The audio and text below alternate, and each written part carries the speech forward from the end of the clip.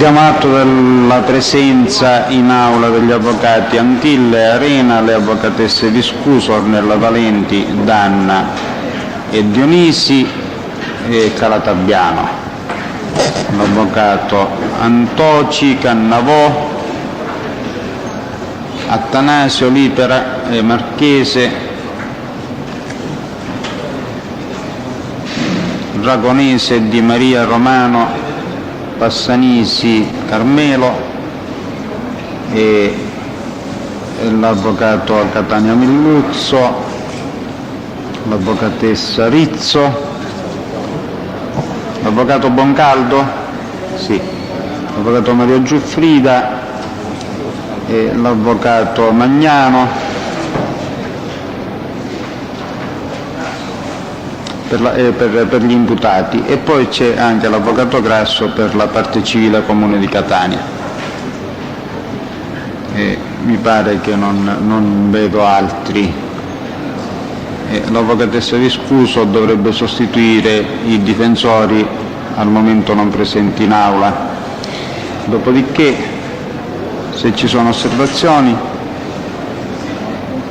Presidente, volevamo fare una precisazione in merito a quanto esposto con riferimento alla richiesta dell'esame degli imputati di reato connesso. La prima precisazione è quella che Puglisi Piero e Campanella Calogero, per i quali è stato chiesto l'esame, in effetti nelle dichiarazioni che hanno reso nell'ambito di questo procedimento si sono avvalsi della facoltà di non rispondere. Questo lo dico per correttezza di informazione in merito alle premesse che la Corte aveva sollecitato per discutere dell'esame dell'ammissione degli imputati di reato connesso. Però volevamo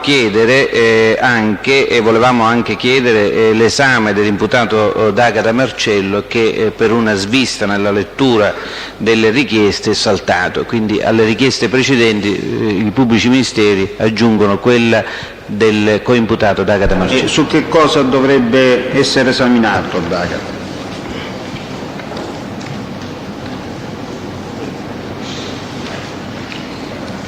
D'Agata Marcello dovrebbe essere esaminato sui suoi rapporti di conoscenza e frequentazione con alcuni personaggi, alcuni imputati, altri di cui si è discusso nell'ambito di questo processo, cioè a dire Di Leo, Crisafulli Giuseppe, Avola Maurizio, Licciardello, Samperi Claudio, Barcella Salvatore, lo stesso Grancagnolo Carmelo.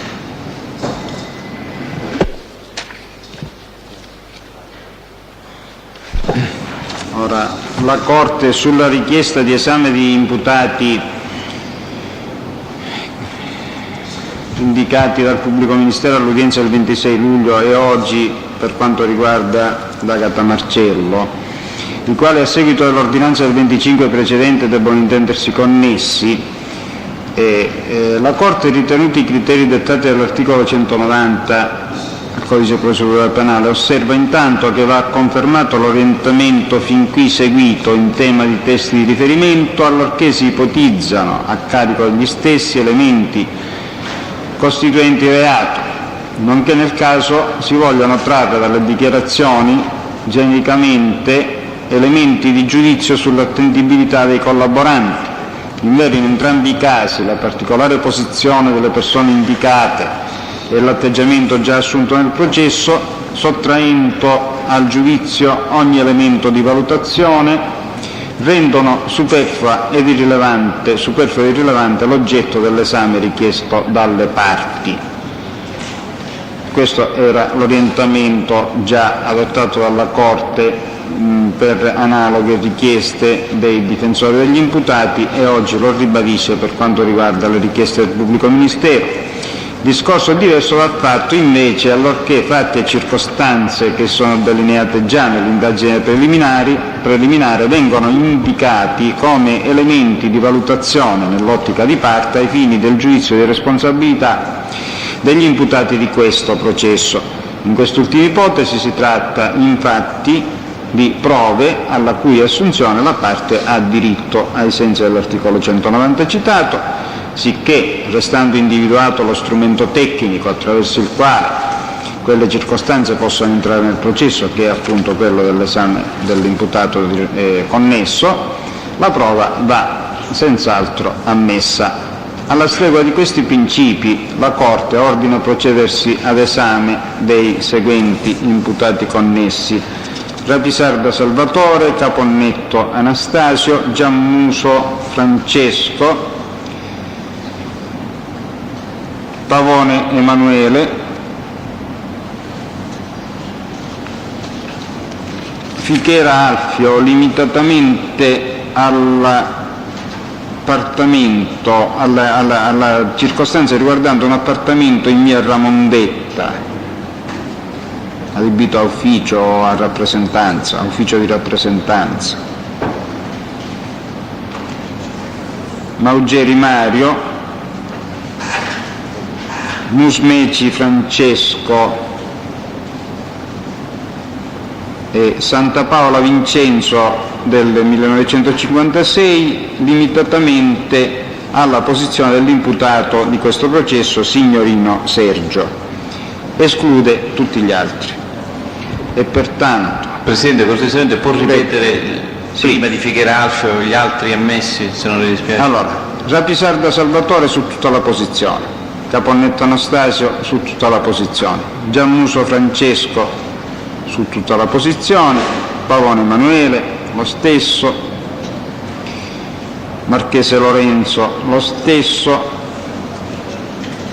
Fichera Alfio limitatamente all'ufficio di via Ramondetta, Santa Paola Vincenzo del 56 relativamente alla posizione di Signorino Sergio,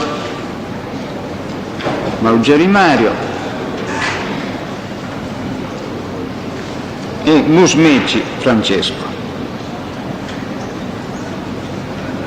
Quindi con esclusione di tutti gli altri, allora si era ordinata la traduzione di Santa Paola Benedetto, Scuderi Antonino, Puglisi Piero, Campanella Calogero, Ercolo Naldo, non so da Agata Marcello se era stata fatta pure, e Licciardella Antonino, Lorre Filippo e Giammuso Francesco. Questi possono tornare. Ma Giammuso aveva detto che era ammesso, Presidente. Ha ragione il pubblico ministero e mi correggo. E quindi Barcella Salvatore volevo dire. Questi possono tornare al carcere se sono stati tradotti. Perché... Presidente, chiedo scusa. Sì.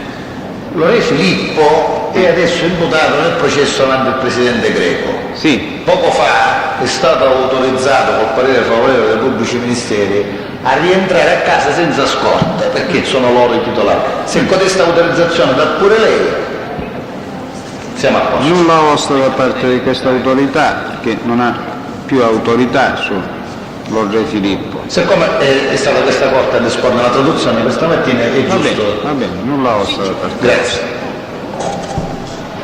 Allora se può dare comunicazione alla scorta così.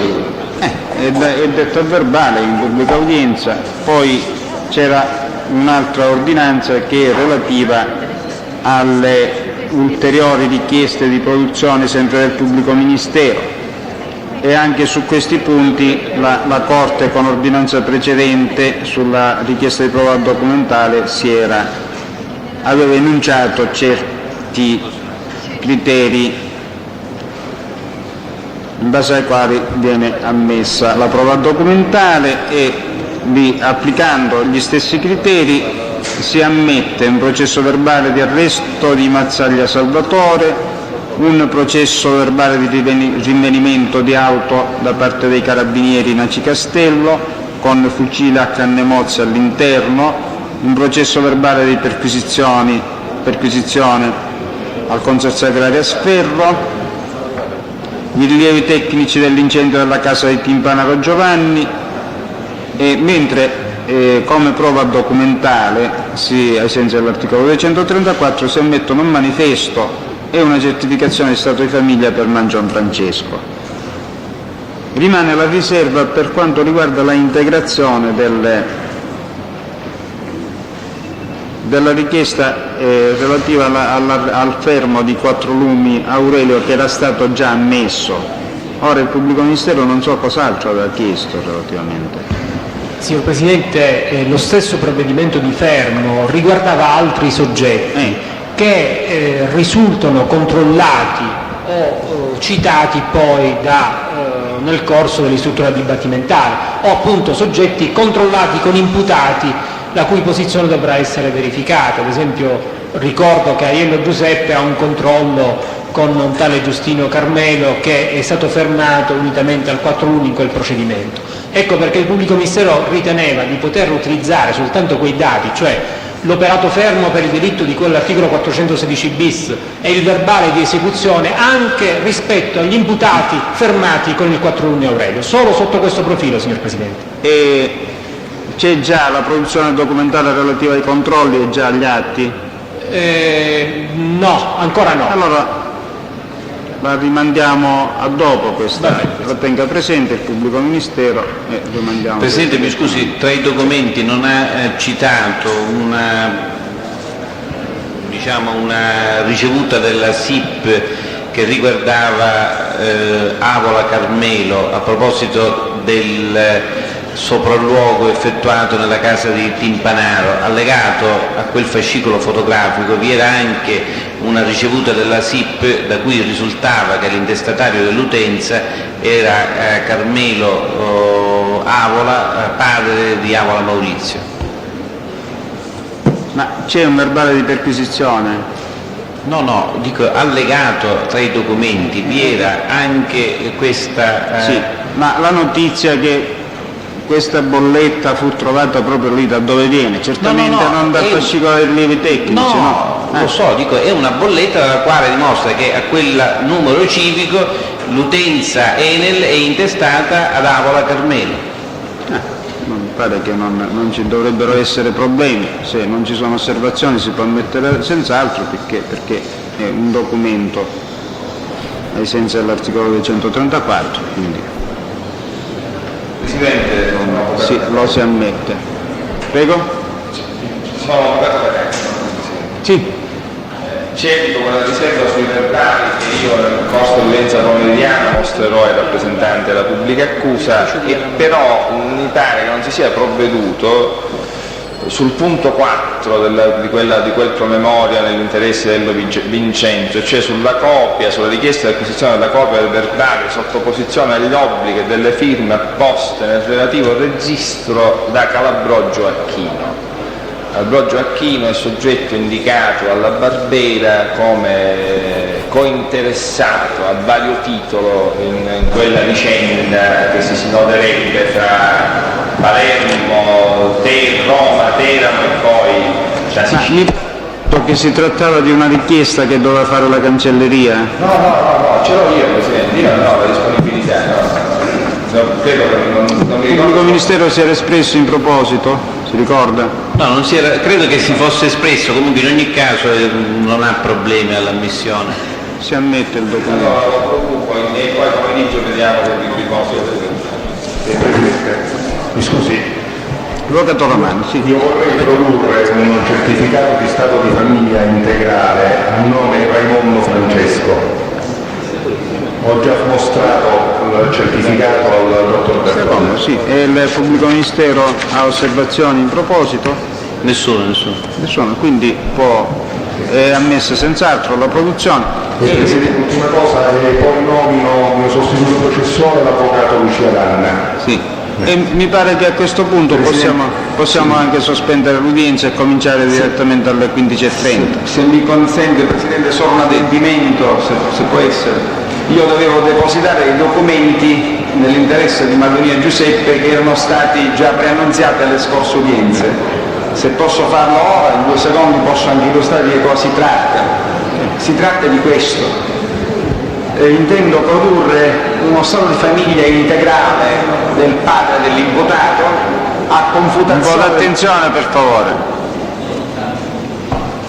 A confutazione delle dichiarazioni rese il 5 aprile 96 dinanzi a questa Corte dal collaborante Leonardi Giuseppe, il quale parla in ordine ad un traffico di stupefacenti cui sarebbe stato interessato il fratello del signor Madonia. Siamo in grado di produrre certificazione da cui risulta che il fratello non è mai esistito in quanto egli è unico figlio maschio e quindi l'episodio assume questa valenza.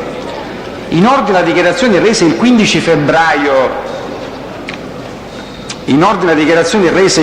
febbraio del 96 in Torino dal collaborante Grancagnolo Carmelo, noi chiediamo di produrre la copia della prima pagina del quotidiano La Sicilia del 17 maggio del 74. Da questa prima copia si evince in quale momento è stato tratto in arresto, è stato catturato e dove è stato catturato, esattamente a Milano, il signor Ligio Luciano.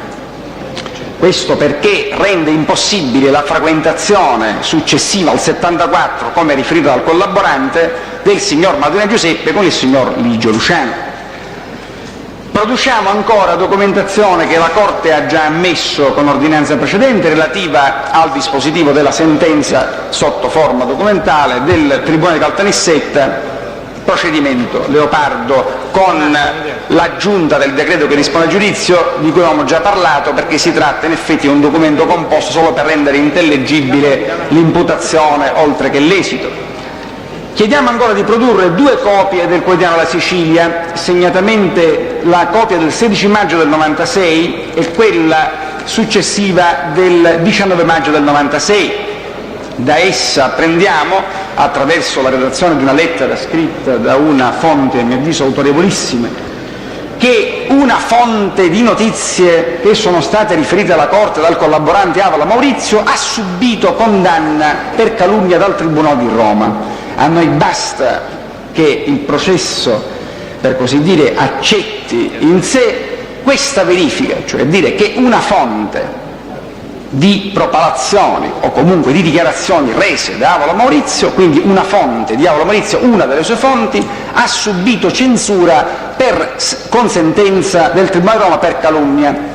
Questa fonte proviene da una lettera che noi non potevamo sapere diversamente, una lettera inviata al giornale dalla persona interessata che era stata chiamata in causa dall'Avola Maurizio attraverso questa dichiarazione del relato, e quindi abbiamo interesse a che nel processo entri per la credibilità.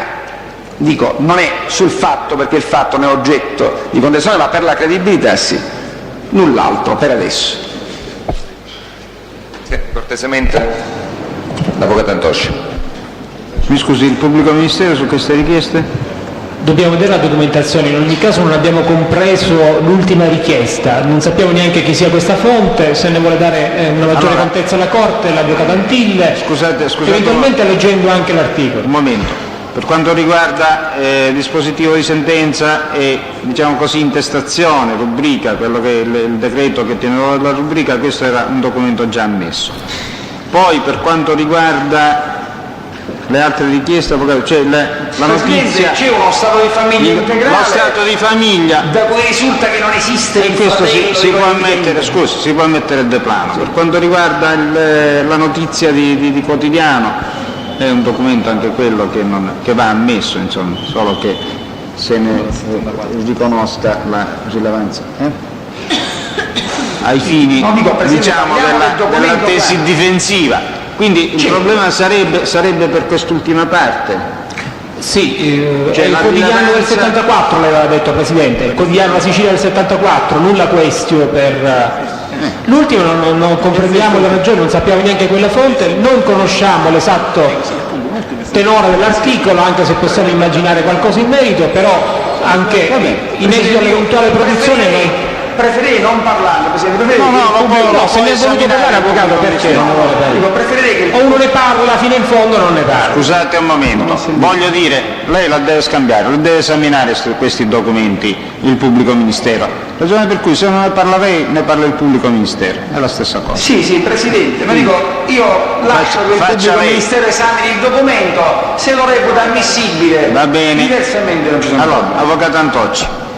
Semplicemente un chiarimento, Presidente. In ordine ai verbali delle udienze preliminari Sagittario ed Orsa Maggiore, in esse sono contenuti per i miei assistiti delle richieste di essere giudicati nelle forme del ricatto. Non c'è problema, avvocato. Anche in Questo sede di discussione, Presidente? Sì, li può Quindi produrre con le conclusioni. con l'eventuale chiusura del dibattimento. Sì. La ringrazio, Presidente. Avvocato Pisarda. Nell'interesse di Santa Paola Angolo, Presidente, io chiedo di produrre copia del dispositivo della sentenza relativa al procedimento Gioconda celebratosi a Siracusa, nel quale il Santa Paola rispondeva del reato di omicidio. Si tratta di quell'episodio per il quale il Pattarino in questa udienza lo avrebbe accusato riferendo alcuni particolari.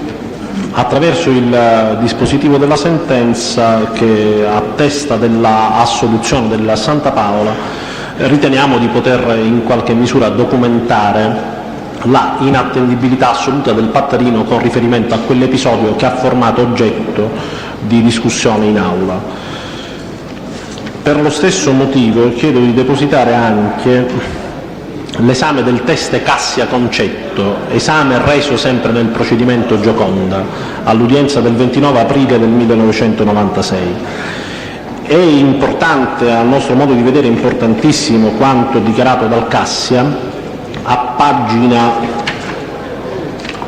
81 del verbale, laddove si dice, proprio con riferimento all'omicidio Scalora, al movente, alla genesi di questa vicenda, che dopo l'uccisione, dice il collaborante, c'è un altro discorso, che a Catania non interessava risolvere il problema di Santa Paola Angelo perché non gli interessava lui.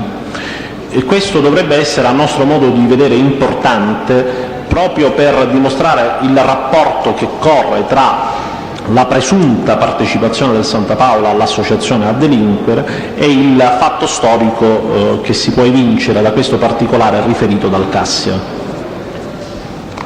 Ovviamente metterò a disposizione dell'ufficio del pubblico ministero questi atti perché esprima il parere. Può esprimerlo subito il pubblico ministero del parere. Si vuole che questa Corte acquisisca il dispositivo per trarne argomentazioni in merito alla credibilità o meno del collaborante Pattarino Francesco. Mi limito a far osservare che la credibilità dello stesso va valutata non dal dispositivo di una sentenza comunque impugnabile e che certamente verrà impugnata dall'ufficio del pubblico ministero, bensì da tutti quegli atti che poi sono stati oggetto di valutazione in quel processo limitatamente all'ipotesi accusatoria della quale doveva rispondere il Santa Paola Angelo. Solo così si potrebbero trarre argomenti seri, valutandoli la Corte incidenter tantum in questo procedimento, per la credibilità o meno del Pattarino. Quindi il pubblico ministero si oppone all'acquisizione del dispositivo della sentenza sotto il profilo proposto dal difensore. Può accedere all'acquisizione, può accettare, può condividere l'assunto dell'acquisizione del dispositivo laddove la Corte acquisisca anche i verbali del processo relativi alle dichiarazioni per intero del Pattarino e di tutti gli altri elementi che nel processo sono emersi per l'omicidio del quale il Santa Paola Angelo doveva rispondere nel processo in questione. Presidente, le chiedo scusa. Ci sono i verbali di Cassia. Ha chiesto l'avvocato di Pisarda anche di produrre si oppone a meno che non vengano acquisiti tutti gli atti che riguardino la posizione di Angelo Santa Paola per quel processo e per le imputazioni alle quali doveva rispondere. Non vi è altro sistema per poter valutare o meno la credibilità e dei collaboranti e della posizione del Santa Paola Angelo. Presidente, mi consenta se faccio una brevissima replica. Non scadi. Non li siamo scadi 15. Presidente, posso? Ma brevissimamente dico, mi pare di tutta evidenza che il dispositivo altro non costituisce se non la prima rappresentazione della decisione dei giudici di Siracusa. È chiaro che se io in questa fase avessi avuto la disponibilità della sentenza già motivata avrei chiesto di produrre la sentenza. È sicuro però che il dispositivo nel rappresentare questo giudizio cui è pervenuta la Corte credo che rappresenti altresì il complesso della valutazione svolta da quei giudici con riferimento a tutte le dichiarazioni rese da tutti i collaboranti in relazione alla imputazione della quale il Santa Paola era chiamato a rispondere. Imputazione unica e imputazione di omicidio. Imputazione in relazione alla quale il Pattarino... Sul punto è sufficiente quello che sta dicendo. Prego? E sul punto è esauriente quello che ha detto. Volevo semplicemente ricordare che il Pattarino in relazione all'omicidio Scalora in questo procedimento ha reso ampie, articolate e dettagliate dichiarazioni. Con fa riferimento alle dichiarazioni di Cassia, è chiaro che la produzione non mira a dimostrare la rilevanza del contenuto della propolazione con riferimento all'omicidio, ma ha un altro scopo, quello di stabilire il rapporto tra il Santa Paola e l'associazione di Catania. Queste sono sempre del processo Gioconda, queste dichiarazioni. Ora, per quanto riguarda la produzione di un dispositivo di sentenza, possiamo decidere immediatamente, perché la Corte già si è pronunciata sul punto, ammettendo il dispositivo della sentenza del processo Leopardo. Ma è ovvio che un documento di questo genere equivale a un articolo di giornale, a una notizia data dai mass media, che c'è stato un processo in cui c'è stato un certo imputato il quale ha avuto una certa sorte. Perché la norma che riguarda questo particolare tipo di documenti riguarda anche che dice che questi documenti devono presentare certi requisiti per poter fare Stato in questo, ed è ovvio, perché non possiamo metterci noi qui a rifare tutti i processi. Comunque lo si ammette solo come notizia, e anche perché il difensore poi in sede di discussione ne faccia l'uso che ritiene, solo limitatamente a questi fini. Per quanto riguarda dichiarazioni rese da collaboranti in altri processi, cioè atti assunti in altri processi, verbali di prova, mi pare che è tardiva la richiesta, e né si ravvisa ai sensi dell'articolo 507 che ci sia una necessità assoluta, perché il giudizio sull'attendibilità delle propalazioni, delle dichiarazioni di Pattarino è un giudizio che deve essere autonomo in questo processo e deve essere... Sto parlando delle dichiarazioni di Cassia, in relazione a lei non diceva che riguardavano le dichiarazioni di Pattarino? No, Presidente, scusi, forse mi sono espresso male. No, io ho capito male allora. Le dichiarazioni di Cassia servono soltanto a dimostrare qual era il rapporto che legava il Santa Paola Angelo all'associazione di Catania. In quel passaggio in cui allora su Cassia dice non interessava assolutamente nulla Santa Paola Angelo, tant'è che nessuna determinazione venne assunta. Allora su questo punto la Corte si riserva di approfondirlo, e quindi lo facciamo nel pomeriggio, lo vediamo nel pomeriggio. Sì. C'era l'ultima richiesta dell'avvocato Andoci di produzione di un articolo pubblicato alla Sicilia in base a una missiva indirizzata dal dottor Cardaci Gustavo e pubblicata nella Sicilia del 19 maggio 96. C'è opposizione all'acquisizione dell'articolo in questione perché proprio nello stesso articolo si fa riferimento a provvedimenti giudiziari, in particolare a una sentenza del Tribunale di Roma, che sì, potrebbero eventualmente trovare ingresso sotto certi profili nel procedimento in esame. Fra l'altro la produzione in questione prospetta, ad avviso dell'accusa, per quello che ha conoscenza dell'accusa della vicenda in questione, una realtà diversa, cioè con riferimento al collaborante Avola, quando invece certamente il collaborante Avola non ha mai subito sentenze di condanna per calunnia, ma molto probabilmente il collaborante che l'ha subita è il collaborante Farina, che in qualche modo è stato sentito in questo processo. Quindi c'è una ferma opposizione all'acquisizione dell'articolo, salvo che non si dovessero acquisire gli atti giudiziari corrispondenti, oppure si volesse sentire il dottor Cardaci su quello che intendesse dire nella lettera in questione a chi volesse fare riferimento in proposito fra tutti i collaboranti. Bene, però la Corte ritiene che per quanto riguarda la produzione documentale, se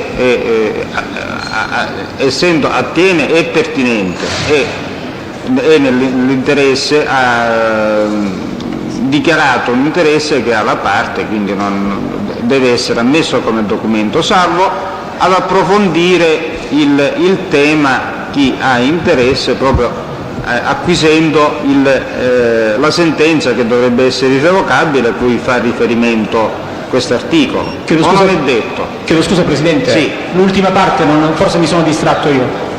Dico la sentenza irrevocabile cui fa riferimento questo articolo di giornale è acquisibile, sappiamo qual è. Presidente, io posso soltanto fare delle supposizioni, certamente non mi do carico di una produzione in tal senso, ma se si dovesse acquisire l'articolo il pubblico ministero farà delle richieste istruttorie in proposito che vanno ben al di là dell'acquisizione dei documenti, Presidente. Ci vedere questo articolo così e ci riserviamo anche su questo di approfondire il tema. Presidente, mi scusi, sì, grazie. C'è una richiesta di produzione di una modesta pianta planimetrica del locale La Racchetta. Non devo dire altro. Credo che sia stato già ammesso questo. Non è ammessa. Già non era stata ammessa. Allora posso farla avere alla Corte, Presidente? Perfetto, grazie. Che sia quella della... Signor Presidente, mi scusi, Prego. se i colleghi hanno finito con la produzione documentale, io volevo chiedere alla Corte se era possibile sentire l'imputato di reato connesso Musumeci Francesca. Anticipo che perderemo poco tempo perché si avvarrà della facoltà di non rispondere. Poc'anzi la Corte ha letto l'ammissione di tale imputato, quindi se è possibile liberarlo prima della pausa, io lo chiedo ai colleghi. Si tratta solo di 5 minuti. Signor Ma 5 minuti, cioè lei sta anticipando già un certo esito. Sì, io glielo anticipo così per evitare di atterrire gli altri che ci Se il prolunghiamo. pubblico ministero non fa difficoltà, facciamo venire l'imputato Musumeci Francesco. Presidente, Avvocatessa Calatabbiano. sì, io avrei la stessa richiesta per Giammuso. E così andiamo via alle 15 come al solito. Scusami, Musumeci è libero effettivamente, Giammuso è in carcere, secondo me sta molto poco. Lo facciamo alla ripresa, avvocatessa. No, Musumeci. Facciamo Sì, ma dico, Giammuso è incarcerato. Musumeci vuole essere libero, in effetti se ne va solo. certamente. Cioè, Giammuso no, anche Musumeci Musumeci si può accomodare. Signor Presidente, la stessa cosa è per Maugeri Mario, ho provato con caldo. Sì, avvocato, però in questo modo non sospendiamo più, perché se voi ci anticipate che ci sarà un rifiuto di sottoporsi all'esame di tutti quanti, magari li facciamo passare di qui e li mandiamo via a tutti. Lasciamo solo quelli che intendono fare le dichiarazioni. Si accomodi, signor Musumeci.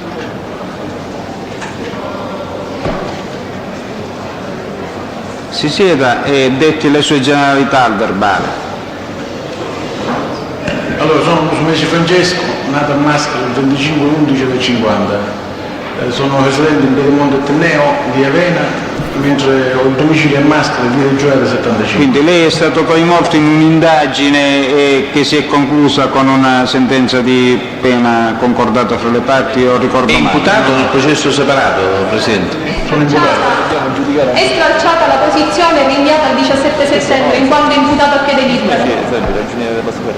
Sì. Quindi è presente il suo difensore, che è l'avvocatessa Dionisi? Anche in sostituzione dell'avvocato Arcifa, Gino. Lei intende sottoporsi all'esame? No, intendo avvalersi alla facoltà di astenersi, di fare l'esame, può andare.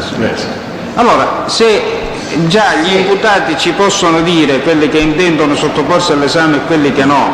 Presidente, può chiamare la Pisarda Salvatore, per favore? Li facciamo scrivere e sospendiamo più tardi. Maugeri Mario. Rapisardo Salvatore è presente? Sì, è nella stanzetta dei testi. Lo vogliamo introdurre? Presidente, anche Giammuso.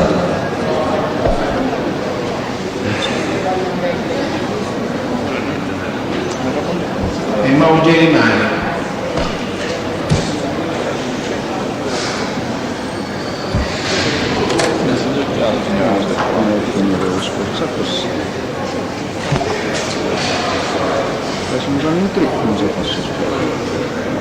Perciò un articolo di un giornale come c'è una cosa di un giornale, io non è una cosa onestamente dico un fatto non ho capito, perché appunto dice ora l'avvocato ha detto che la fonte di Aula è Farina, ma quando mai? Perché se fosse vero già ci sarebbe un minimo di pertinenza, ma non è assolutamente vero, la fonte di Aula è Farina.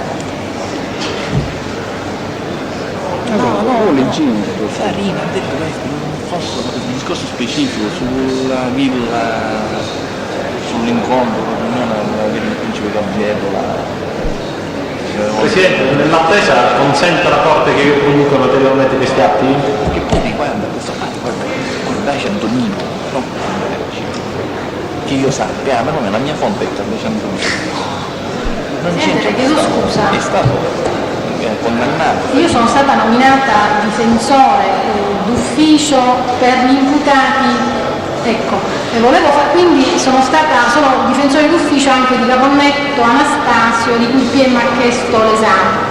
Mi faceva presente che anche egli vuole avvalersi di questa facoltà. Quindi se nell'ordine poi inserisce anche il Caponnetto, io la ringrazio. Li chiamiamo tutti quanti, avvocatessa, visto che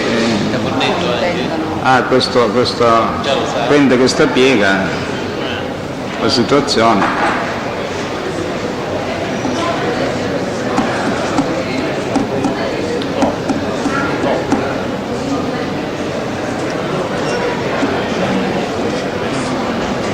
Chi ci vuole? Vede che non ci vuole niente, non devo guidare, devo andare sotto, va qui, c'è in mano, c'è chi te. Si accomodi. Buongiorno.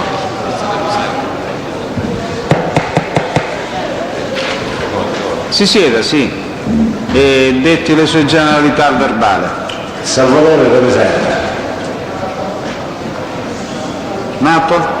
A Catania il 58 1953.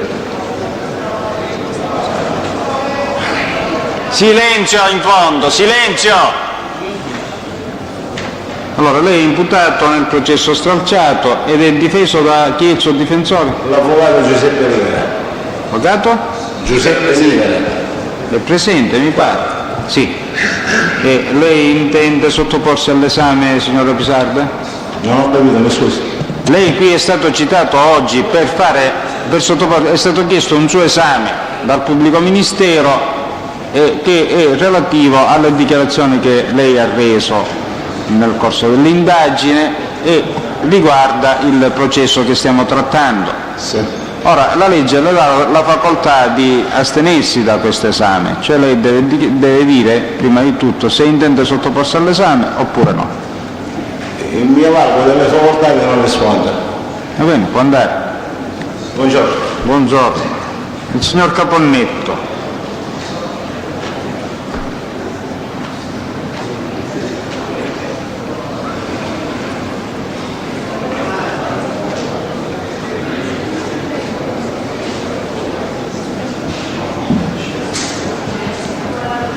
Le sue generalità, signor Caponnetto, per il verbale. Caponnetto Anastasio, nato a Motta Sant'Anastasia il 9/5/1937. Lei è imputato nel processo stralciato e difeso dall'avvocatessa. Silenzio! Difeso? Il suo difensore chi è? Ma attualmente oggi è impegnato in un'altra, mi guarda che c'è l'avvocato d'ufficio. L'avvocatessa Viscuso sostituisce il suo difensore di fiducia. Intende sottoporsi all'esame, signor Caponnetto? Signore, mi avvalgo della facoltà della facoltà e può andare. Grazie, buongiorno.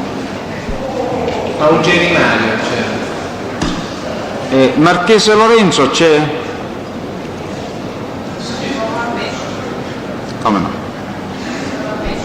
Come C'è no? Presidente. Come no? Non ha ammesso? L'ho detto.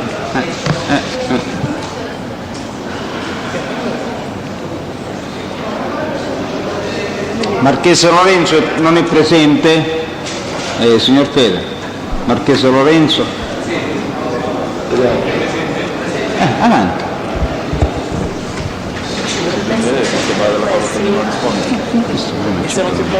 Presidente, c'era in questa situazione Santa Paola Vincenzo del 56, però non è più nella cella, no? Nella Gambia. E si deve fare tradurre, avvocato? No, non lo so, forse l'hanno messo in qualche stanzetta. Ora vediamo. Certo, per i coercitivi in questo caso, no? Chi? Presidente, l'hanno messo in una stanzetta a parte. Quindi se vuole lo può chiamare, lo dice.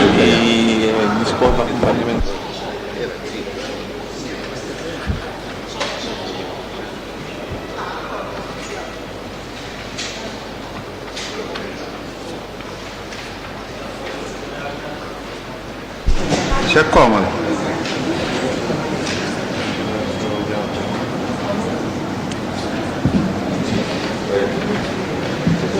Le sue generalità per il verbale, per favore. Signor Marchese, dovrebbe dettare a verbale le sue generalità. Lorenzo Marchese, nato a Catania 3 giugno 46. Sì. E lei da chi è difeso? Professor Ziccone. E c'è l'avvocatessa Viscuso in sostituzione dell'avvocato Ziccone oggi, se per lei va bene. Poi oggi lei è stato citato come imputato nel procedimento stralciato per essere esaminato in un esame che è stato chiesto dal pubblico ministero. Ci deve dire se intende sottoporsi all'esame oppure no, perché la legge le dà facoltà anche di astenersi. Mi avvalgo dalla facoltà di non rispondere. Può andare.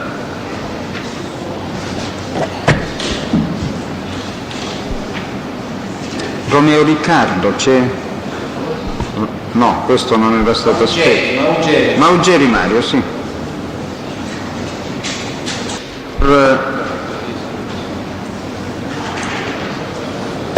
Lei è il signor Maugeri Mario? Maugeri Mario. Nato dove, signor Maugeri? A Cereale. Quando? 6-1-71. Da chi è difeso? Cosa? Chi è il suo avvocato? Valerio Bongaldo. È presente, mi pare. Sì. Lei è stato citato oggi per essere sottoposto all'esame richiesto dal pubblico ministero. Ci deve dire se intende sottoporsi all'esame oppure no, poiché la legge le consente di astenersi. No, non voglio rispondere. Può andare.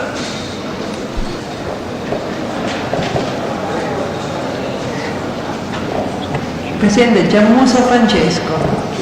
Sì, la scorta per favore, se vuole condurre qui Giammuso Francesco. E Santa Paola Vincenzo, Presidente. A 1 ci arriviamo.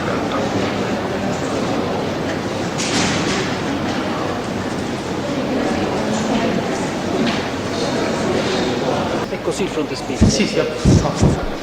Presidente, le chiedo, signor Presidente, lei conta di esaurire nella prima parte l'interpello, quantomeno come interpello dei reati? Sì, se si astengono tutti mi pare che possiamo anche esaurirlo e poi alle 16 riprendiamo con l'esame degli imputati.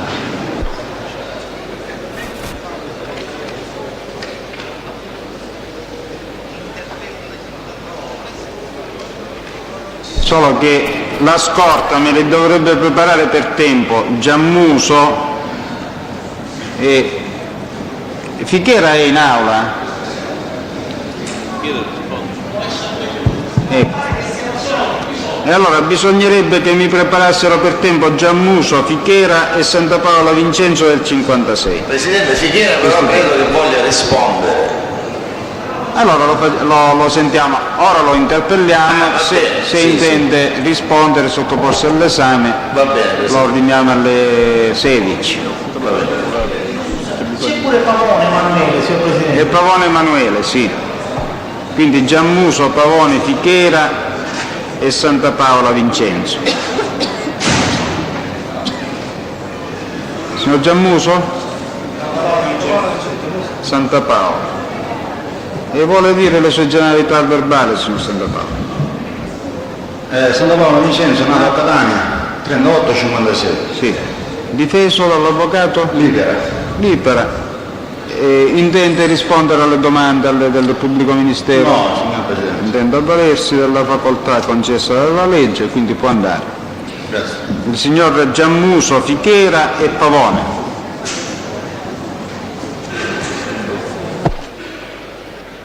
Buongiorno, signor Fichera.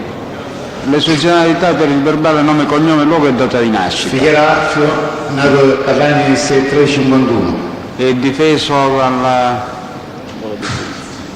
Dove essere escluso l'avvocato Libera. L'avvocato Libera. Oggi lei è stato tradotto qui per essere sottoposto a un esame che è stato chiesto dal pubblico ministero. In questi casi la legge dà facoltà di astenersi, cioè è a sua scelta se rispondere alle domande oppure no. e lo dobbiamo interpellare prima di tutto per questo, per sapere se vuole rendere l'esame oppure no. Intendo rispondere. Allora, signor Fichera, abbia la cortesia di tornarsene dov'era e aspettare sino alle 4 perché Va bene, grazie. ora sospendiamo. Grazie. E allora sentiamo Giammuso e Pavone. E Pavone? I detenuti dico, possiamo rinviare alle 16, il problema era per le persone Qui libere. era rinunciante tra quelli che erano, lo dobbiamo E allora si deve ordinare la traduzione per le ore 16 di Giammuso e Pavone. Sono tutte e due a Bicocca? Giammuso se n'è andato. Ecco, allora devono tornare per le ore 16. Mi pare che a questo punto possiamo sospendere senz'altro. A più tardi.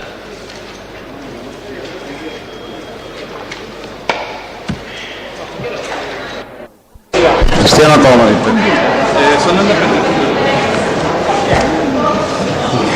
Intanto la scorta può portarci qui il signor Fichera Alfio.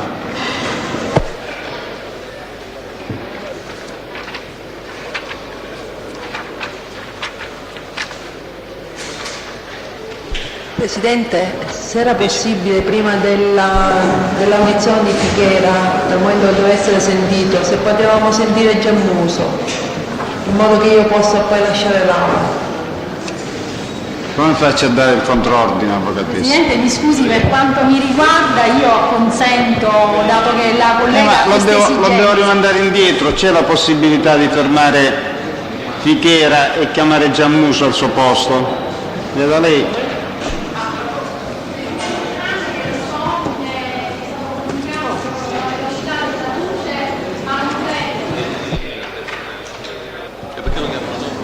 Signor ufficiale giudiziario.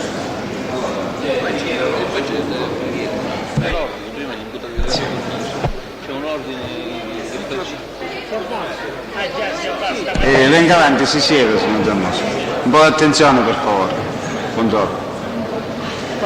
Nome, cognome, luogo e data di nascita per il verbale. Giammuso Franco 21254. Catania? Sì. Lei è stato citato e tradotto perché il pubblico ministero ha chiesto il suo esame, ne è al corrente, è difeso dall'avvocatessa Calatabbiano, mi pare, no? Sì. Intende sottoporsi all'esame o intende astenersi? Può andare, signor Giammuso, sì. C'era Pavone pure, non so, per Pavone chi c'è? Che intenzioni c'ha, lo sa lei? Non l'ho visto, signor Presidente. Io presumo, non lo so, non so che cosa presume. Allora, Pavone facciamo salire. Pavone.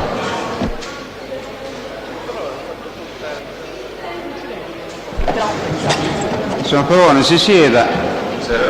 Buonasera, nome, cognome, luogo e data di nascita. Emanuele Pavone, Catania 30-11-67. Sì, è difeso dall'avvocato Ragonese, mi pare, che è presente in aula, e lei è stato citato e tradotto in aula perché il pubblico ministero ha chiesto il suo esame. Lei ha facoltà di sottoporsi all'esame oppure di astenersi. Sì, mi avvalgo della facoltà di non rispondere. Di non rispondere, può andare. Ok, grazie, buonasera. Buonasera a lei. Il signor Fichera, sì. Presidente, io lascio l'aula, nomino sostituto processuale l'avvocatessa Danna. Grazie. Lo può consegnare, sì. Presidente, possiamo dare atto della mia presenza, cortesemente? Certo, l'avvocato Freddonelli. Si accomodi, buonasera. Per il verbale, cognome, nome, luogo, data di nascita. Fichera Alfio, nato a Catania 6-3-1951. Sì. È difeso dall'avvocato? Dirella Viscuso e avvocato Giuseppe Libera. Sono presente entrambi in aula e lei ha detto che intende rispondere alle domande. Sì. Allora il pubblico ministero può procedere. Signor Samperi, pardon. C'è stato un lapsus. È stato il lapsus. Stavo leggendo qualcosa che riguardava Sampieri per un lapsus. Signor Fichera, lei... No, prego. Lei ha preso in affitto qualche appartamento in via Ramondetta? Sì, ho affittato un ufficio in via Ramondetta nel 1989. 1989? 89, sì. E periodo esatto? Periodo esatto non lo so, comunque c'è un regolare contratto di affitto che può essere, diciamo, presentato in qualsiasi momento. Ecco, e questa casa fin quando l'ha tenuta? Questa casa fino al novembre del 1990. Poi ho manifestato l'intenzione di recedere dal contratto, ma non mi è stata accettata dalla proprietaria, una signora di Enna che ora non ricordo il nome, comunque sta scritto sul contratto, e diciamo di comune accordo ci siamo adoperati per trovare un inquilino che potesse sostituirmi, diciamo, nella locazione dell'affitto. E lo avete trovato questo inquilino? Abbiamo trovato un inquilino, diciamo, se così si può chiamare, che non è stato, diciamo, fedele agli impegni, e dopo circa 3 mesi, diciamo, ho dovuto pagare io tutti i 3 mesi di arretrato più le bollette SIP, le bollette Enel, tutto quello che era il mio nome, diciamo. Ecco, chi era innanzitutto questo? Il signor La Spina era titolare di una ditta Anywhere, una ditta fantasma che poi abbiamo saputo era un truffatore, diciamo. Era un truffatore? Truffatore. Cioè lei è stato truffato da questo? No, truffato per poco, diciamo, per quel poco, per 3 mensilità, e le bollette nel SIP. Per tutto quello che era il nome mio l'ho dovuto pagare io. Ecco, e tutto questo fino a quando, in sostanza, lei fino a quando ha avuto la disponibilità materiale di questa casa? Io l'ho ritornato ad avere la disponibilità nell'aprile del 91. Quindi prende in affitto nell'89, sì, ha detto periodo? L'inizio non lo so, comunque c'è il contratto d'affitto, è registrato, cioè lo possiamo produrre questo. Ecco, all'inizio dell'80, o comunque nell'89, poi nel 90... Cioè dopo un anno e qualcosa che abitavo là, per motivi, diciamo, che non avevo combinato niente di quello che dovevo fare, perché era un ufficio che si doveva interessare di rappresentanze alimentari, chiamato Assoalimenti. Cioè, io avevo smesso diciamo, il mio vecchio lavoro dopo 20 anni per motivi, diciamo, che sono noti, e se li possiamo anche ripetere se lei vuole, e avevo intrapreso questa nuova attività diciamo, di rappresentanza, però in un anno non avevo ancora concluso niente, quindi le spese dell'ufficio per me diventavano, diciamo, superflue, non ne avevo più la necessità, e cercavo diciamo, di recedere dal contratto, però il contratto era a 6 anni e la signora, che è di Enna, mi ricordo che è di Enna, e non intendeva farlo, e così siamo caduti in questo inghippo di questo signor Spina. Ecco, e la casa, dico, questo signor Spina per quanto tempo nel 90 l'ha tenuta? Diciamo dal novembre al mese di marzo, perché poi io... Dal novembre del 1990 al mese di marzo del 91, perché poi io nel mese di aprile ho ricevuto le chiavi tramite una ragazza di colore che anche lei, diciamo, aspettava questo signore, aveva le chiavi perché si occupava delle pulizie dell'ufficio. E poi l'ha ripreso poi lei? Siamo ritornati a far girare la voce che questo ufficio si affittava, e stavolta abbiamo trovato uno che si è messo d'accordo con la proprietaria e l'ha tenuto fino a poco tempo fa, perché ora c'è l'avvocato Suriano nell'ufficio. E questo quando avveniva? Quando è che lei è riuscito a trovare il nuovo? No, prima dell'estate, comunque. Prima dell'estate di quale anno? Sempre del 91. E la persona che l'aveva preso in affitto e non aveva pagato poi l'affitto, chi era? Cioè, che attività svolgeva? Quello lo stanno cercando ancora oggi, e lui dice che era titolare di una ditta di computer, però mi sono informato che non c'è stato mai un computer in quella casa. Con chi si è informato? Con tutti quelli che ancora lo cercano, perché faceva dei corsi a pagamento, cioè dava degli attestati perché poi prendessero il posto, invece gli fregava le 300.000 lire quelle che alle persone che si iscrivevano. Cioè c'è un po' una... Mi scusi, accanto al portone nel quale vi è l'immobile dove si trovava questo suo ufficio, vi era qualche esercizio? Sì, c'era un elettrotecnico che riparava televisione a colore, questa roba qua, e c'era un laboratorio di pasticceria del signor Migneni. Ecco, e lei ha chiesto a questi signori chi fosse la persona che aveva occupato questo suo appartamento? Sì, sì, e tutti avevano la stessa informazione mia, compreso quelli del palazzo. Lei dove è stato trovato latitante? Io a casa mia. Nella sua abitazione? Sì. Via Francesco Riso 39. E la via Francesco Riso 39 rispetto alla via Ramondetta? È vicino, cioè è dall'altro lato del tribunale.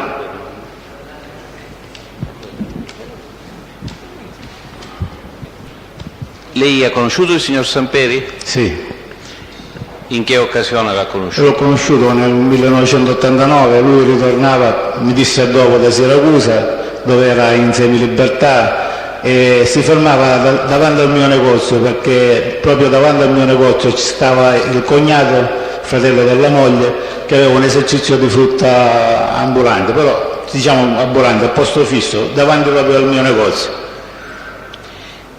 E poi ha avuto rapporti di frequentazione col signor Samperi? Presidente, le chiedo scusa, credo che il pubblico ministero abbia dimenticato che l'oggetto della testimonianza del Fichera riguardava soltanto l'ufficio di via Ramondetta. Se c'è la sua opposizione non possiamo procedere oltre.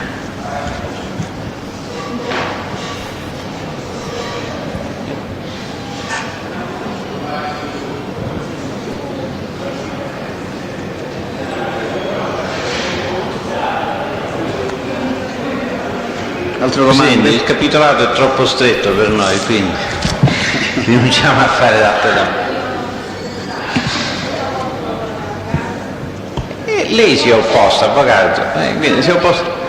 Sì, mi sono opposta perché le ordinanze della Corte vanno osservate. E allora non ne parliamo più. Il discorso è leggermente diverso, cioè la Corte ha adottato un certo orientamento, ne ha dato ragione in una prima ordinanza, in una seconda ordinanza.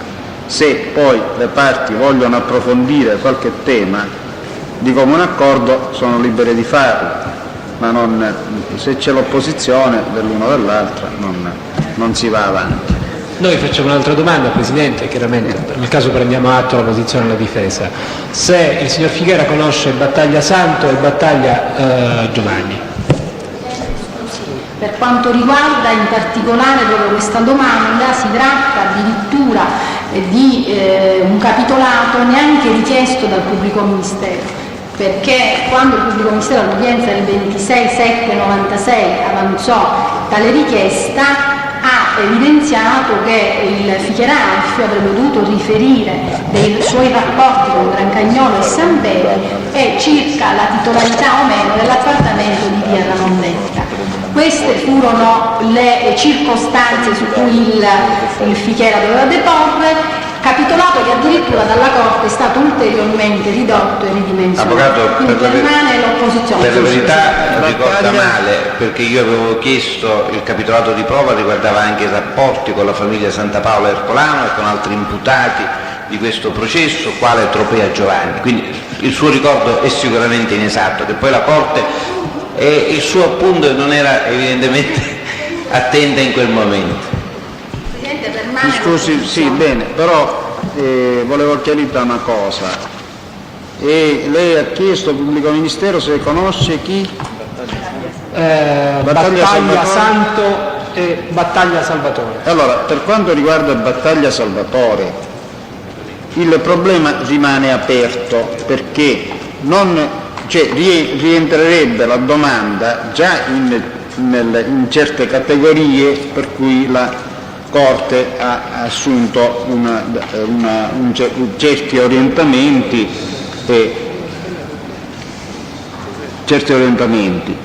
Ragion per cui, se il signor Fichera, il pubblico ministero, lo vuole sentire sulla posizione di Battaglia Salvatore, non di Battaglia Santo, perché mi risulta che non lo abbiamo in questo processo, o sbaglio? Sì. Se lo vuole sentire su Battaglia Salvatore, il discorso si può riaprire, voglio dire.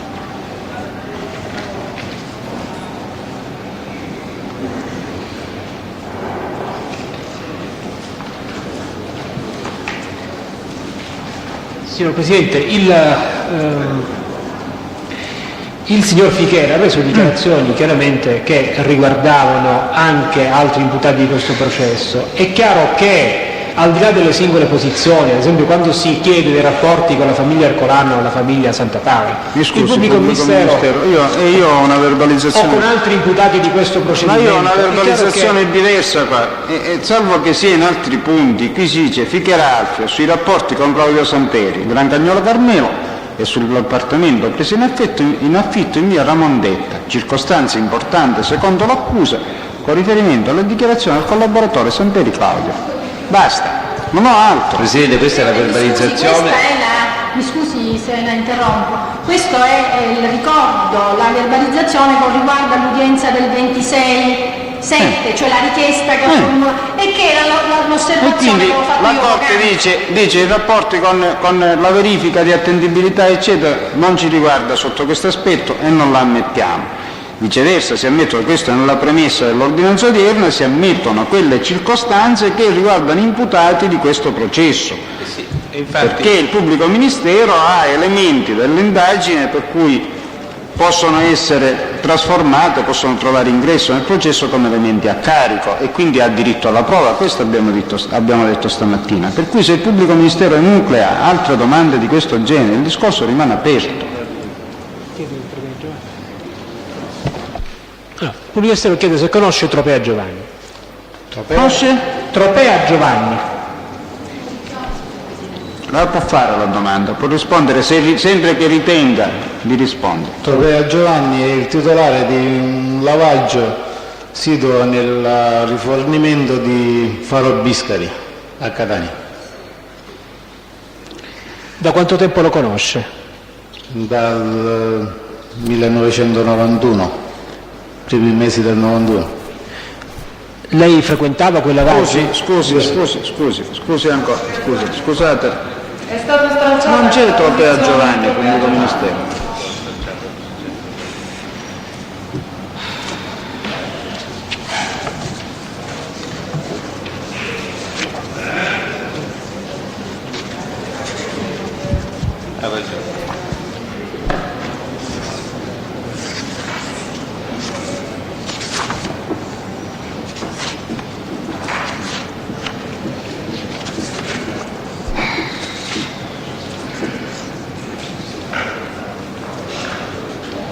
Se conosce Santa Paola Vincenzo, figlio di Benedetto. Sì, lo conosco. Quando l'ha conosciuto? Li conoscevo da piccoli, ma poi non li ho più visti perché abitavamo vicini. E li ho rincontrati nel 91 in occasione che mi sono stati di nuovo presentati dal loro zio Salvatore Santa Paola. La Sogel cos'è, signor Una società che si interessava di prodotti surgelati.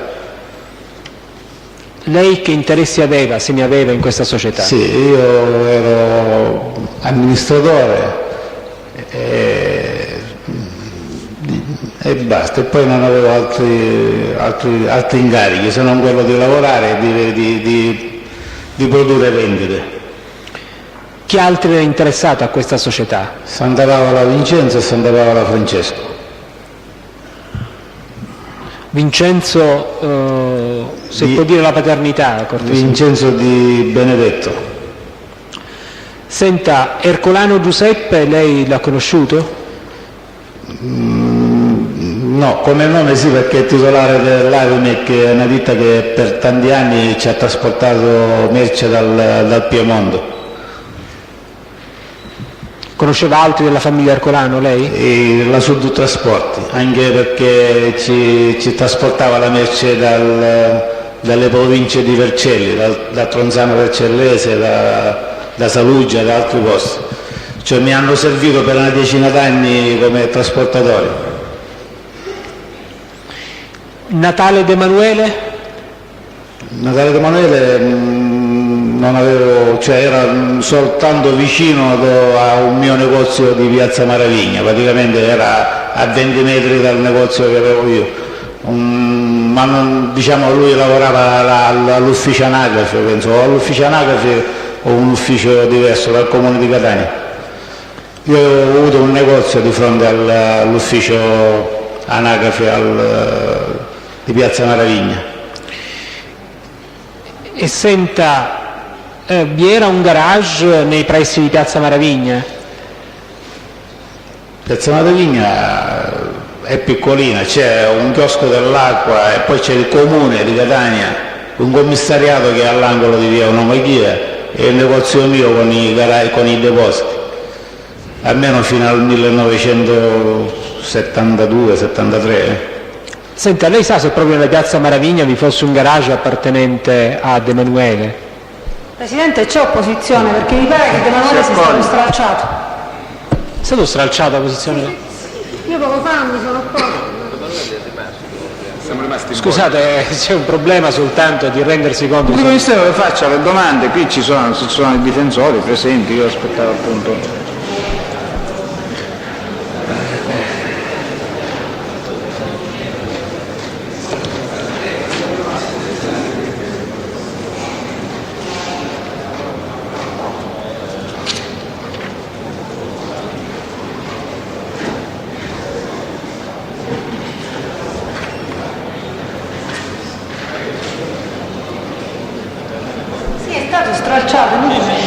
Sì, no, stavo...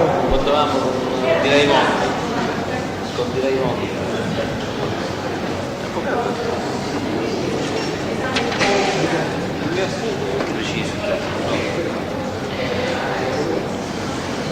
Gran Cagnolo Carmelo? Sì, lo conosco. Chi è? Quando l'ha conosciuto? L'anno non ricordo, comunque dovrebbe essere il 90 perché mi ha rappresentato il gestore della Casa del Pesce che c'è a Ognina, un mio caro amico, si chiama Pitadella Giuseppe. Ha avuto rapporti successivamente con il Gran Cagnolo? Nessuno, perché mi è stato già descritto in modo non avvicinabile.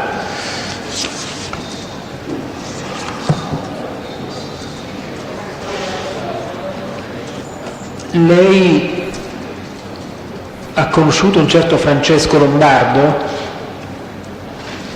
Scusi, c'è opposizione alla domanda. Si accoglie. Adesso la domanda dell'avvocato Attanasio, il palo, se fosse stato eletto all'Assemblea... Presidente, non abbiamo altre domande, anche se non ci rendiamo conto esattamente dei termini dell'ordinanza, tuttavia se questi sono gli sbarramenti non abbiamo altre domande da fare. Sì, grazie. Signor Fichiera, lei su domanda del pubblico ministero poc'anzi ha riferito che l'ufficio di via Ramondetta successivamente a tale Spina venne ulteriormente affittato ad altro locatario. Sì. Lei sa chi è questa persona? So solo la professione, io un pranoterapeuta, come si dice così. E questa persona che le risulti o che lei sappia fino a quando ha tenuto l'ufficio? Io è 2 anni e mezzo che sono in galera, i miei ricordi sono antecedenti a 2 anni e mezzo fa. E allora prima del suo arresto l'ufficio era ancora... Sì, era locato dal pranoterapeuta, perché io vedevo l'insegna passando, è vicino a casa mia, vedevo l'insegna del pranoterapeuta, poi non so che cosa facesse di preciso. Senta, in questo ufficio di via Ramondetta che lei avrebbe locato nell'89, quale attività lavorativa svolgeva lei? Attività lavorativa nessuna, era uno studio che si prefiggeva di trovare delle commesse da rappresentare, delle ditte da rappresentare. Dovrebbe essere, finita la mia attività ventennale di importatore di prodotti del suolo, per i motivi che ho rappresentato anche a lei, però che la Corte non sa, mi dispiace. Mi spiegherà. Stavo iniziando una nuova attività sempre nel settore alimentare, quindi avevo messo il nome di Fantasia Assoalimenti nella previsione di poter regolarizzare più avanti e fare un'azienda di quel tipo là. Azienda che poi ho fatta con i figli di Benedetto Santa Paola. L'Assoalimenti era una ditta individuale? Assoalimenti era uno studio che si interessava di trovare commesse, non aveva nessuna attività Ho capito. Senta, lei loca l'ufficio, diceva, nell'89 e fa riferimento alla sua attività all'attività che ho Lei per quale ragione non continuò, ha dismesso l'attività nella ditta Fichera SNC? Ho dismesso l'attività per un fatto che è noto, perché viene da una sentenza del Tribunale di Catania, da un'ordinanza allora ritenuta errata, e mi fu sequestrata la quota dell'azienda che avevo assieme ai miei familiari in piazza Alcalá. Mi scusi, perché le fu sequestrato? Per un caso di omonimia, cioè per un mio cugino omonimo che c'è stata una confusione di paternità, poi da approfondimenti della Guardia di Finanza si è scoperto che il Figeraffio che lavorava al mercato era diverso dal Figeraffio che sarebbe lei, il Figeraffio? Che lavorava, si interessava solo di prodotti del suolo, e dopo 4-5 mesi mi è stata restituita, però avevo un po', lei capisce, perso un po' la fiducia negli istituti di credito, siccome è una ditta di importazione e quindi lavora esclusivamente con il denaro delle banche, perché anticipano grosse somme per importare la materia prima, il mio nome non aveva più credito, non aveva più senso, danneggiava ogni giorno l'azienda. Ho continuato fino al 1990 perché c'erano dei problemi di firme che non si potevano delegare nei confronti dell'IFIS di Palermo e nei confronti degli impegni presi con mutui accesi negli istituti di credito. Dopodiché nel 90, nel dicembre dell'89 ho venduto le quote a mio fratello e a mia sorella. Loro erano abilitati perché già lavoravano da 10 anni, 12 anni lavoravano nell'azienda familiare, e ho tentato una nuova avventura a 40 anni. Senta, lei poc'anzi ha parlato della Sorgeal, cioè di una società che una SRL. Sì, penso SRL. Una SRL, abbiamo prodotto ormai nel processo stralciato, signor Presidente, la documentazione. Io le volevo chiedere, lei per quali ragioni decise di fare questa società? Ma è stata una scommessa un po' con una certa mia, si può dire, ideologia di voler sfidare un po' le cose impossibili da un punto di vista che secondo me è sbagliato, cioè il fatto che questi due ragazzi non trovavano lavoro, a dire dello zio, perché avevano un cognome scomodo, si chiamavano Santa Paola, nessuno li voleva accettare né in società né in dipendenze, per una sorta di conoscenza, perché queste persone io le conosco sin da piccolino perché abitavamo alla stessa strada, e quindi una conoscenza di 43 anni e di buon vicinato, non si poteva, da noi è considerato come una parentela, non mi sono sentito di non mettermi a disposizione per poter far lavorare due giovani, perché due giovani erano incensurati, non avevano ancora avuto nessun precedente, e tutti e due erano diplomati, uno stava per diplomarsi e l'altro era diplomato, quindi a mio avviso erano due ragazzi puliti che meritavano di avere un destino diverso da quello noto della loro famiglia. Solo questo qua, motivi potrebbero. Ma senta, poi questa società di fatto però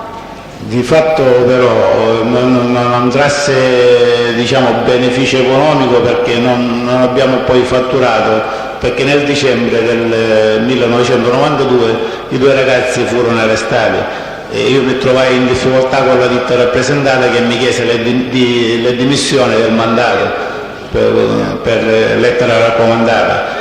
Quindi ancora per 2 o 3 mesi ho continuato io e il più piccolo Francesco a fare, diciamo, a produrre delle vendite, però nella sostanza non abbiamo introitato niente. Siamo anzi creditori di penso 5 milioni e mezzo nei confronti della ditta che ci dovrebbe liquidare, anzi è disposta a liquidarci, perché ci ha fino a poco tempo fa contattato per lettera delle provvigioni ammontanti a circa 5 milioni e mezzo.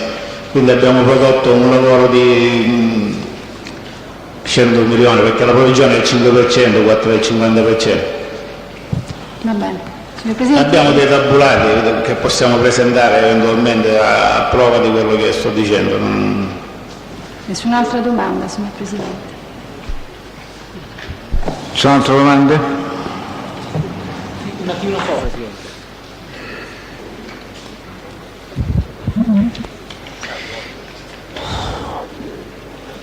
Lei ha avuto mai o si è mai recato presso i supermercati Super S di via Sgroppillo? Sì, No, signor Presidente.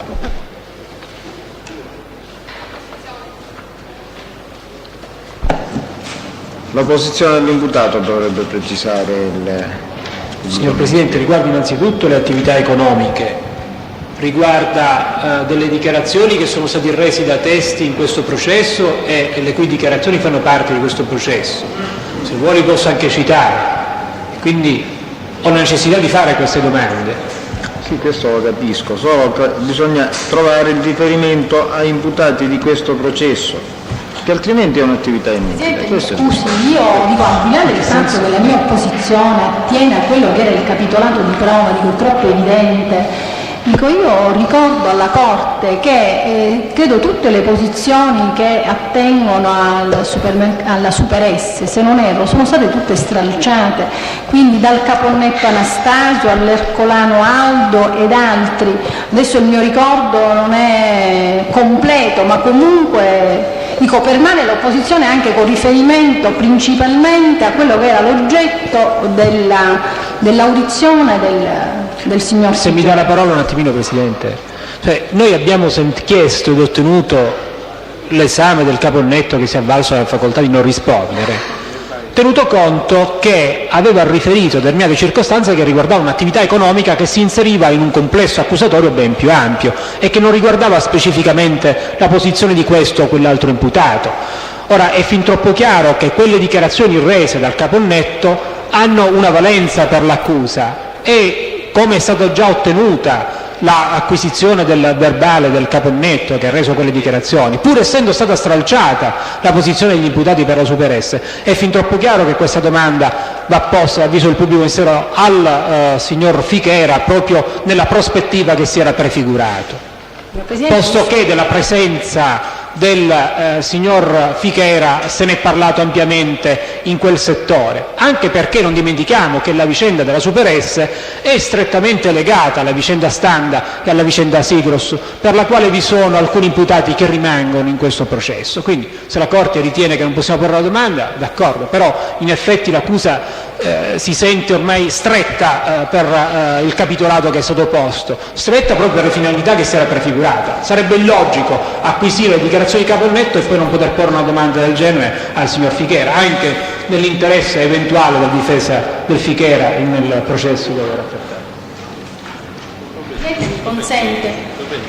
Io innanzitutto desidero sapere se è una richiesta formale da parte della Procura di estendere, di allargare il capitolato di prova. Questo mi sembra evidente. Perfetto. Secondo, signor Presidente, intendo sapere, prima e da questo momento chiedo che si sospenda l'esame, che la Corte provveda con ordinanza sulla richiesta di questo ampliamento del capitolato e con riferimento alle condizioni, ai presupposti di cui all'articolo 190, che quindi si pronunzi con ordinanza, perché soltanto nel momento in cui la difesa conosce l'oggetto della testimonianza dell'imputato di reato connesso, che dovrà ulteriormente esercitare il suo diritto, se avvalersi o meno della facoltà di non rispondere.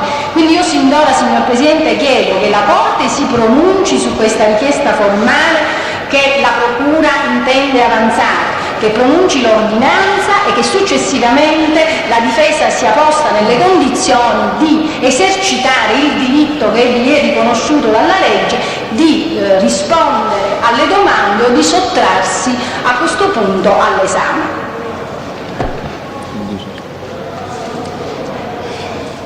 Effettivamente c'è un po' da fare, cioè il capitolato è ben determinato, sarebbe sempre il capitolato. Come visto anche che abbiamo così dedicato, cioè c'è stato la connesso e poi Cioè, la Corte ritiene che possa essere esteso, che sia pertinente e rilevante ai fini della decisione l'argomento superesse. Quindi lei può Signor Presidente, allora io chiedo cortesemente che la Corte sospenda, conferisco col mio assistito in maniera da valutare o meno se l'esame debba proseguire oppure no. Sì. La ringrazio. Si può accomodare. Si metta, anche lì può mettersi in quell'angolo.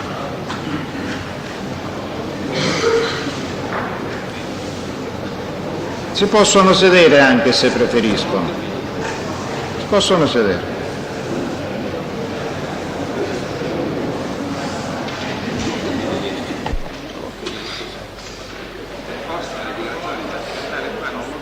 Intende rispondere alle domande su questo argomento?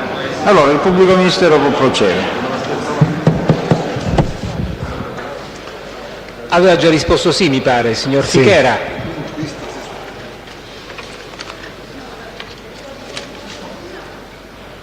Devo riformularla? Si è mai recato presso i supermercati Super S di via Sgropillo? Sì, ho già reso anche dichiarazione su questo fatto, se lei ricorda. Sì, ricordo. A proposito di un salumiere, là, un certo Restuccia. Dov'è l'altra parte di questa dichiarazione? Vedo, no? Dai, che c'è una copia soltanto. Soltanto questo? Sì, io solo questo. Chi era questo salumiere? Non lo so, è un test che è stato chiamato nei primi giorni del processo. Si parlava di confronti, non so, ci ho spiegato i motivi perché mi recavo alla Super S, perché c'era un contenzioso tra me e la Super S nato da una fornitura di tonno in scatola del gennaio-febbraio del 1990. E la vicenda di questo salumiere qual è esattamente, signor Ficheri? Non la ricordo. Siccome non la ricordo neanche io per questo.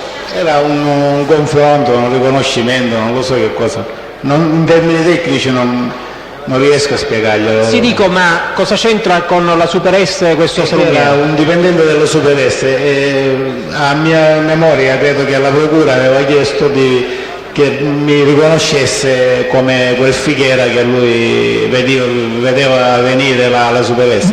Ma esattamente non lo so. E lei già aveva reso dichiarazioni su questo? No, ho reso quel giorno dichiarazioni, ho spiegato. Le dichiarazioni sulla Super S le avevo reso al giudice cacciatore in occasione di un interrogatorio al carcere. In che periodo vi sono stati questi rapporti commerciali con la Super S, signor Fichera? Febbraio del 1990, era un'unica fornitura in 2 consegne, era una fornitura abbastanza cospicua, diciamo, come cifra. Lei quando appunto venne sentito da cacciatori dice esattamente, glielo ricordo anche al fine di chiarire in esito alla sua risposta, con il supermercato Super S avevo rapporti commerciali di forniture, di prodotti alimentari. C'è una parola che non riesco a leggere, commestibili forse, tonno in scatola era, lo ricordo. Nel periodo 1990-91. Ecco, diciamo, però la fornitura era del 90 in 2 consegne, cioè la fattura, diciamo. Senta, Lei si è mai recato alla...